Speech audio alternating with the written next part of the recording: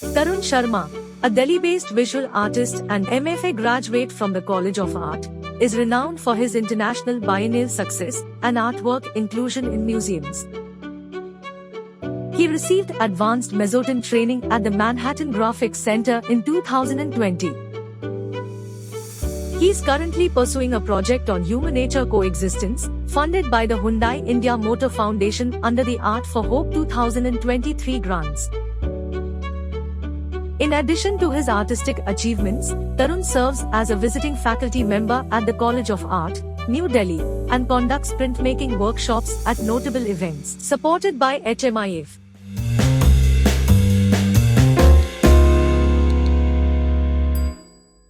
Hi, my name is Tarun Sharma. So my art journey started from school. I was good at drawing diagrams, and that's where my teacher got me in the art. So I started training under him. He's also an artist, and he's actively working in the art field. His name is Mr. Amit. So he motivated me that there is a world in art, and that's where I learned charcoal, soft pastels. So I remember this anecdote where there was this book and there was this front page with Munshi Premchand. So I tried first time soft pastels. I made a portrait of Munshi Premchand, and he loved it so much that he actually emphasized me to work in soft pastels and charcoals. That's where I got into art. And also it was not surprise to my family because they've been supporting the art practice always.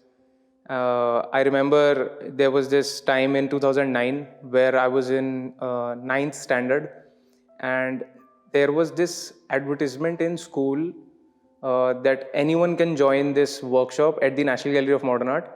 So this was a 10-day workshop. So since there was no transportation for me to carry me from North Delhi to Luton's Delhi, so I just asked my parent. They were throughout supporting me. So they never questioned my ability that I can work well or not. They were actually keen on putting me into training workshops. And I remember a time also where they've enrolled me in a small setup where it was like a hobby workshops. So I remember the teacher told my father that he's actually beyond this workshop. So we can't take him right now because whatever we're going to teach, he already knows about it. So that's where my father also got to know that we need to put him into maybe a big pool. I was not in the smaller pool with the school kids. So also everyone learns maybe pencil or crayons first, but due to the exposure of my art teacher, I got to learn about charcoal and soft pastel first. So that's where I got the confidence that I can make maybe a 4 by 5 feet canvas, or I can draw on paper with that big size in just maybe some few minutes. So I was good at portraits also. That's what gives you motivation. So what he did was in school, he promoted me everywhere, and I was able to participate in competitions. And luckily, when you get prizes in competition, you get that self-motivation also that you can make it into the art field. And so since we didn't have fine art as a subject in our school, but I remember, I think after 9th or 10th, me and my friend, we were just in the art room all the time. Like for some people, it was bunking maybe for 1 or 2 period, but we used to just hang out in the art room only. So our principal, our teachers, our parents, everyone know about this, that we are just going to be an artist. So that's where it all started. School was a very good turning point for me. So that's how it started.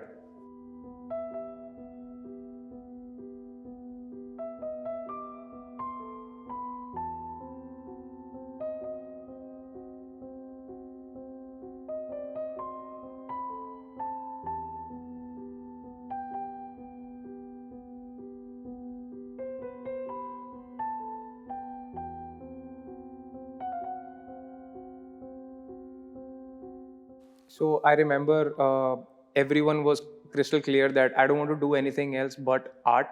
So I shortlisted few colleges. One was definitely College of Art, Delhi, and one was Maharaja Sayajirao University, Baroda. And between these two, I had to choose College of Art because of my health issues also. So I am that pampered Delhi child who's been suffering from bronchitis also. So that's why parents told me to go for Fine Art College in Delhi. So I went there. I actually filled the form for painting, but then this spontaneous conversation between me and a stranger just maybe turned me into a printmaker as well, where she asked me. There was this stranger who was eventually my batchmate also. She asked me, why do you want to do painting? You can do paintings maybe at home also, but you don't have the setup of printmaking. You cannot do a lithography or etching at home at this age.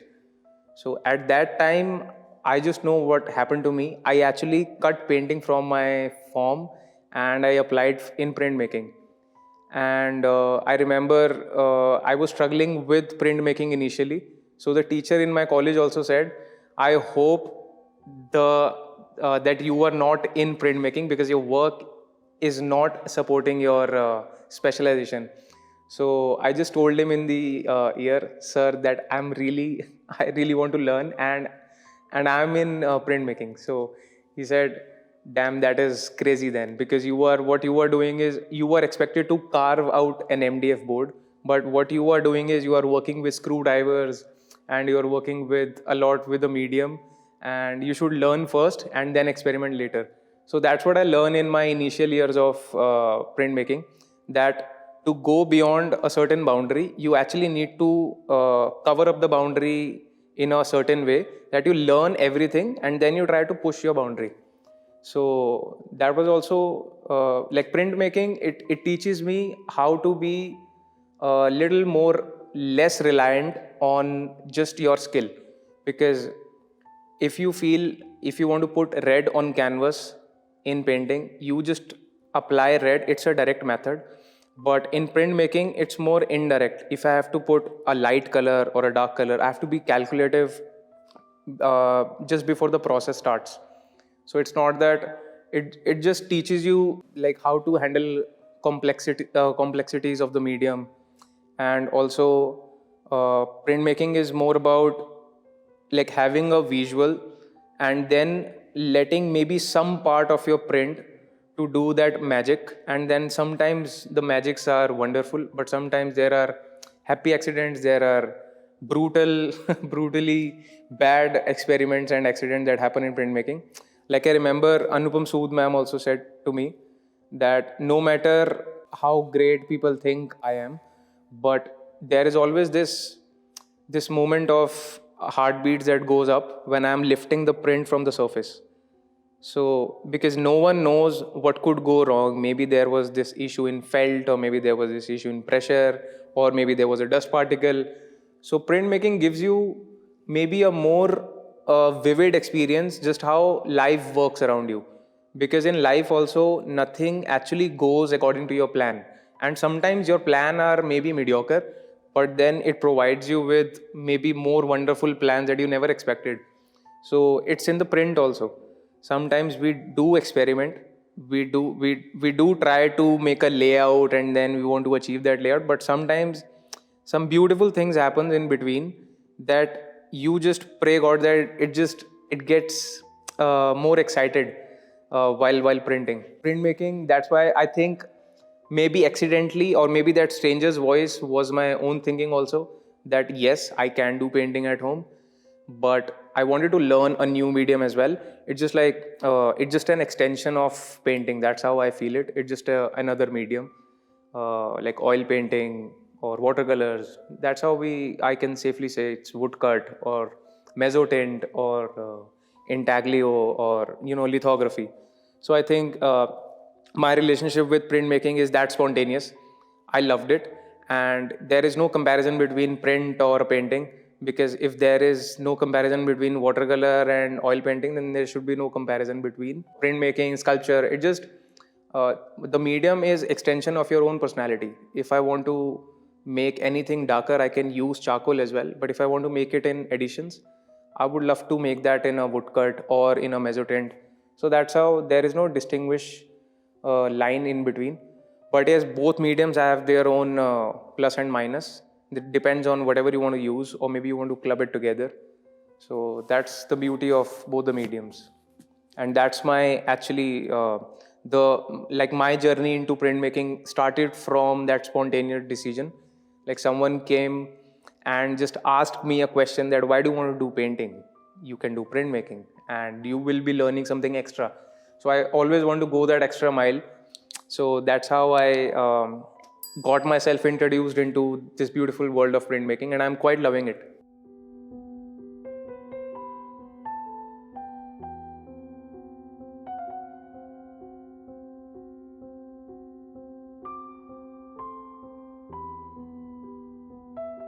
So while doing printmaking, I got exposed to a lot of solvents, lot of inks aroma, and there was use of acid in etching also.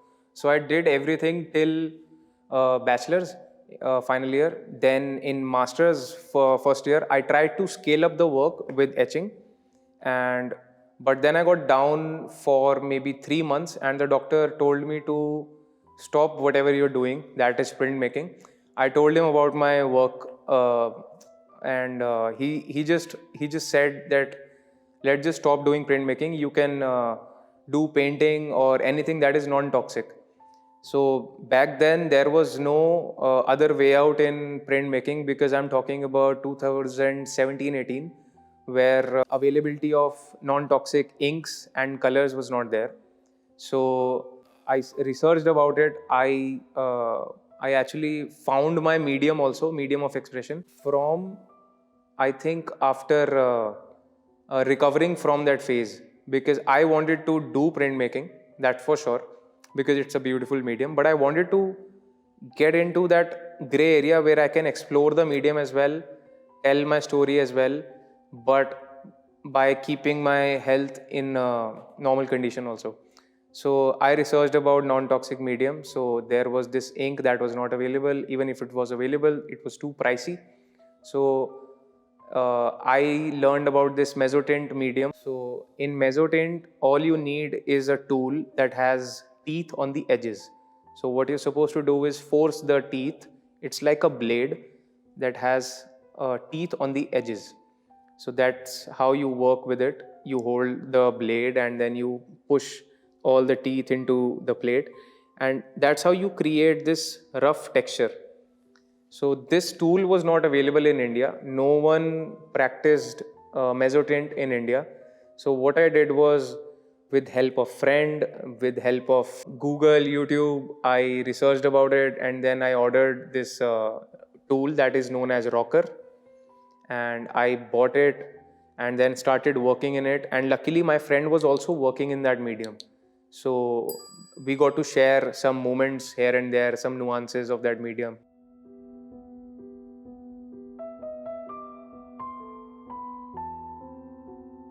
So I remember that in bachelor's, I used to visit a lot of galleries near Monday House, and one of them was Art Heritage, and I've always loved their curation, and I've always written my feedback on the visitor book that I love how they put up an exhibition. It's not just walls and paintings next to it.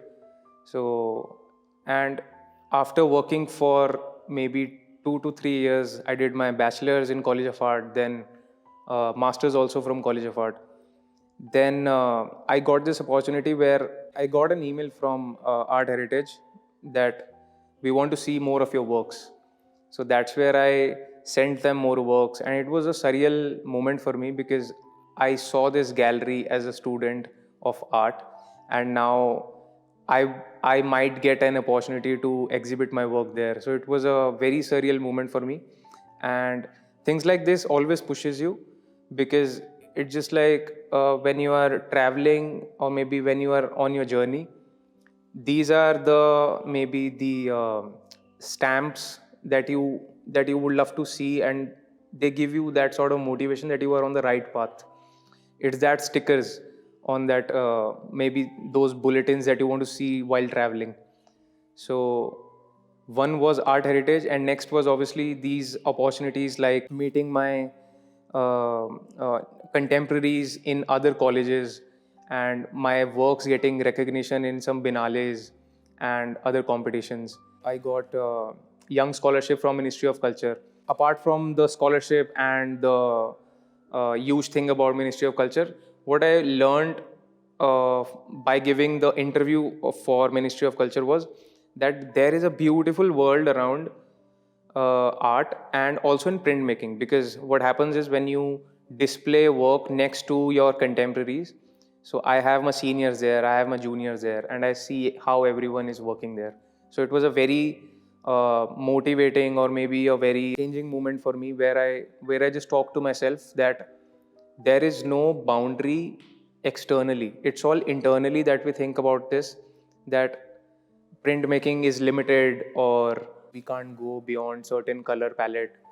So Ministry of Culture gave me that experience, that just you just need to look around, and there is this big pool of artists who are working day and night, and they are just challenging all these so-called possibilities that we have in the medium. And in 2018 October, there was this Mezzotint, first ever Mezzotint camp that happened in Siwan, Bihar. So there, uh, the popular artists from Mezzotint community were invited to teach Mezzotint here in India. So I was lucky enough to be there. I just told them, just have me as their intern. I will help the artist. Just get me on board. I want to learn this medium, maybe in this 5 or 6 day workshop, but I really want to learn it. So that's where I got my prints also, and I learned from them. So what happened was, since I was exploring a non-toxic printmaking medium, so I got to learn about Mezzotint. But obviously, doing something on your own does not provide you with all the nuances that you need to learn about a medium. So what happened was, there was this open call from Manhattan Graphic Center. I applied there, and luckily my mentor was the famous artist Frederick Mershimer, who teaches Mezzotint, and his works are phenomenal. So I was lucky enough to be there, and I was there for 4 months and learned this beautiful technique, made some works on copper and brass. I now also run this printmaking workshop where I educate people, because I have seen everyone just talk about developed countries and the art scene there, but also the onus of educating people about printmaking or about any medium is on the artist as well. So if I am now back from America, so I just have this thought that I should bring something new to the table. So I can bring Mezzotint, I can bring non-toxic printmaking mediums. So, and that's also I'm pitching. I'm collaborating with studios, and it was really a very fruitful experience for me to go there and experience a life beyond my own surroundings, because I've never been abroad. I've never, and not even abroad, I've not stayed for too many days out of my place also, because of my health condition. And that's where I learned about that I can use medium also. Whatever I want to say through my works, I can incorporate the medium as well. So if I'm using Mezzotint, there is this undertone that I'm not able to do silk screen, or I'm not able to do a toxic medium. That's why I'm choosing this medium also. So maybe I never chose this medium chose me. So that's how it all started, with this printmaking medium specialization, the Mezzotint.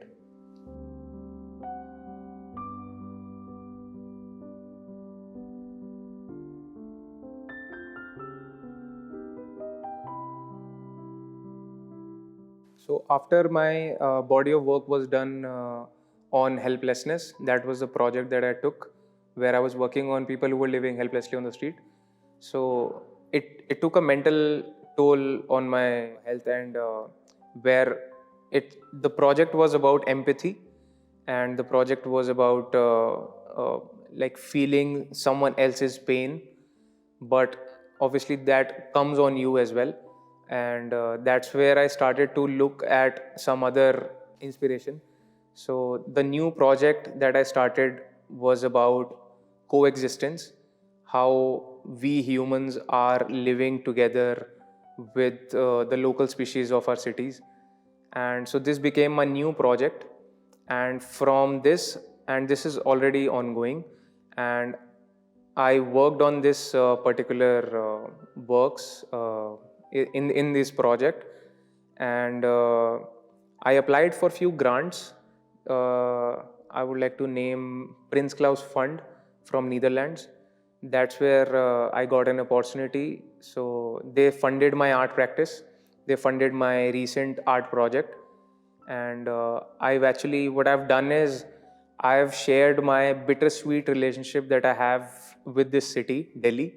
That I want to, I love to live here, but I'm unable to live here. It's really painful. While in winters I'm not able to breathe. I'm asthmatic also, so I'm popping capsules. So what I'm doing in my art practice also, that I'm using those capsule shells as my medium and showing them through colography. That is a printmaking medium where we put any material that has texture on the surface, and that's how we use it for saying anything or maybe voicing out our opinion on the situation. So I am right now working on birds, cows, and how they feel about the city. And I feel like they're also in that same position. They also have that bitter and sweet relationship with the city. And through this, I'm trying to make a bigger body of work where I'm applying grants and I'm applying for open calls. And I recently got an award from Hyundai Motor India Foundation. uh, the title was Hope, and obviously it's a beautiful title. So I got awarded in the second edition, and we did some work on plywood. So right now I'm working on discarded piece of plywood. I'm working on discarded these capsules that I use for breathing in winters, and I try to incorporate everything now into my art practice. I don't want to leave any stone untouched. So I want to go that extra mile with that medium as well, where I'm using not only the imagery, but I'm also interested in using the material to say whatever I'm drawing with that idea. If I'm making a bird, and like I don't want to be contradictory when I'm making my own work, where I just make it with wood and frame it with wood and just display it next to the title where it will be written as "We have destroyed your homes." So art is also a little contradictory also, because we work on paper and also say safe paper. So sometimes I now my art practice is more about being conscious about the material also, because I can't just do a beautiful painting but on a wrong chosen material. So my all my upcoming works, all my upcoming shows, and my collaborations, now everything also revolves around the material. It should be more sustainable. So that's what my art practice is now exploring as well. It's not just about now making a beautiful bird or a beautiful cow or a beautiful cityscape. It's also important for me to use any contemporary sustainable art material as well. And through that, now I'll be applying in more grants, because I need a more critical thinkers on board just to guide me in my art practice. So that's what the plan is about.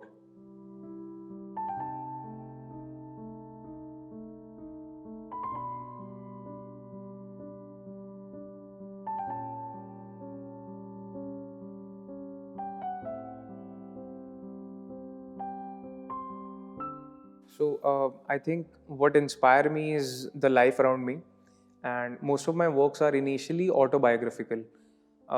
In that sense, if I feel uncomfortable in a city, or maybe if I feel uncomfortable during my helplessness period or my medical helplessness.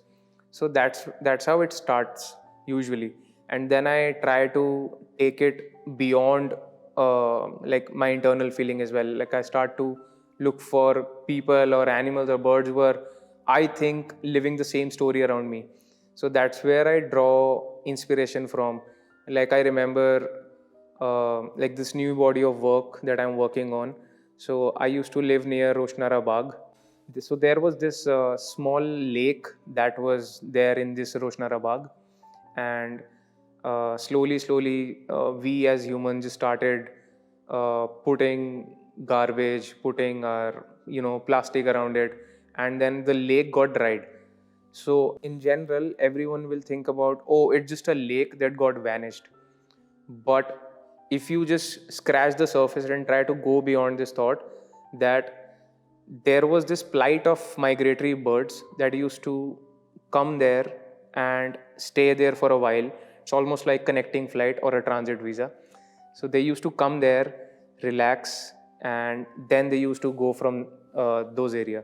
So as a bird, you don't have a GPS. You have these small lakes and ponds as your navigating route. So if you see the bigger picture, by drying up that lake, we have actually killed the habitat of that natural bird, migratory bird. So now the birds are not there. The lake is dried, and maybe in God knows what happens to that park in some more time. So I think my art practice is now more about how I am living. If I am traveling, I always think about the nuances, the small things that are happening around me. Like how are we treating dogs, or how are we treating cows. So that's where I draw inspiration from, and it's mostly autobiographical in nature, because there is sensitivity and empathy that is the maybe the common thread in my art practice, where I genuinely feel about an animal when they are brutally getting killed. Maybe a car run over them, and maybe when we are beat. I mean, we're living in India. We actually worship, our gods are also mutant animals. And there was this incident in Kerala that actually my heart also pumped out of my chest, because I heard the story that there was this pineapple filled with explosives in it, and this pregnant elephant ate it, and she died with the baby that was inside her womb. So these things actually disturbs me a lot, and that's how I try to make work around it. That this was a topic for maybe for few hours on the television, but I just want to capture this idea, and just to tell everyone about this story also, that we as humans actually killed an animal because of our own thing, and we were actually justifying this killing by saying that it was meant to be eaten by a wild boar, and maybe by mistake the elephant ate it, and then it got burst into her mouth, and then she got killed.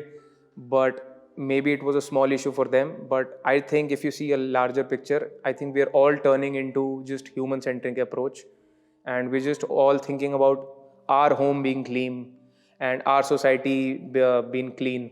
So I think personally, if I have uh, a power, maybe as an artist we have just tool of expression.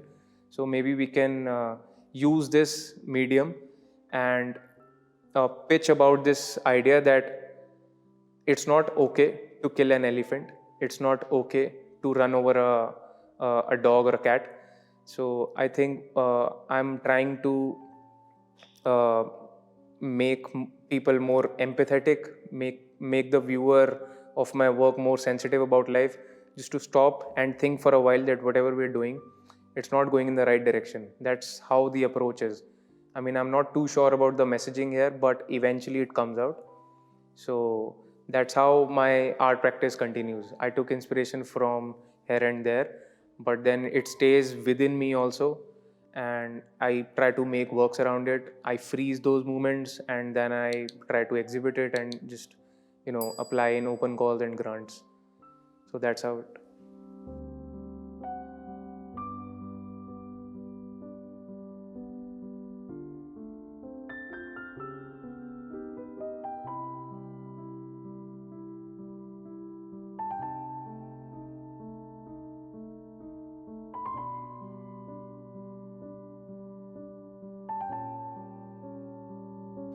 I think art to me is the way of living, and for me, if I'm thinking anything beyond roti kapda makan, it's all art, and whatever I'm always in that zone where I see hope through art, because while I'm working, maybe the sky is coming down, maybe everything is burning around me, but if I'm working on my artwork, i I feel like that I'm doing my bit. So art keeps me going, so it's hope for me.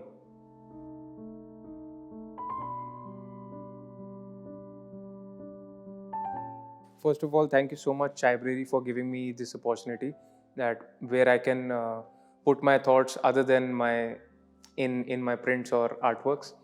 So I think right now in the age of reels and YouTube, uh, this is the need of the hour.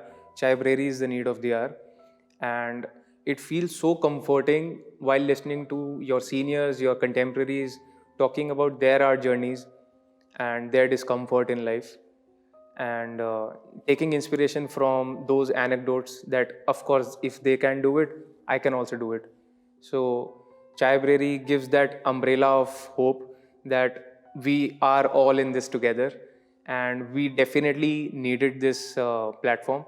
And I was really inspired by how different the artists are. Like some artists who were there in the Chaibrary earlier, they wanted to show their vulnerable side in the artwork.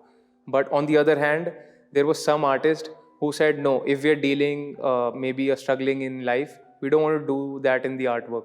We want to show other than my personal life. So I think it's a very good platform that has no stylized format. It gives space to everyone's thought. So if I want to show my vulnerable side, I can show that. And if I want to keep everything secret, and if I want to just make unicorns and sunshine, I can do that. So that's how I think we need that non-judgmental, non-biased platform just like this. So it's a very beautiful opportunity for me too. Thanks for having me here. To all the listeners on whatever platform you are listening or seeing the video, I would request everyone to just subscribe to these platforms where everyone's voice is heard, where it feels like home, it feels like a community building. So we need to share it, you need to like it, you need to forward it to as many artists as you want, because this should go along the long way. So that's how I think we should end it.